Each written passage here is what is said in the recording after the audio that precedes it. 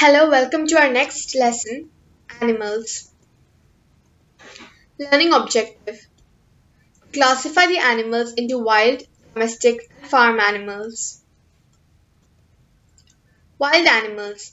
Animals that live in forests are called wild animals. Lion, tiger, elephant, and deer are examples of wild animals. Elephant and deer live in shady places, whereas lions and tigers live in dens or caves. Farm animals. Farm animals are animals that are kept for agricultural and commercial purposes. Horse, cow, sheep, and donkey are examples of farm animals. Pet animals. Dogs and cats are kept at home. They are called pet animals. Domestic animals. Animals which are kept as pet or to produce food are called as domestic animals. Horse, cow, sheep, and donkey are domestic animals, including dogs and cats. These animals are also called as tame animals as they do not harm us and helps us in many ways. Uses of domestic animals. Animals give us milk, eggs, and flesh. Cows, goats, camels, and buffaloes gives us milk. We make curd, butter, and cheese from milk.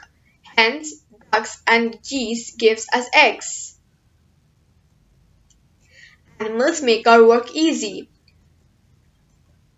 Animals are used for carrying people or goods from one place to another. A cart drawn by a horse is called tonga. Camels draw camel carts, and bullocks draw bullock carts. Dogs guard our homes, and cats scare away mice from our homes. Load-carrying animals. Ox and yak are load-carrying animals. Some animals are used for plowing the field, such as ox or bullock.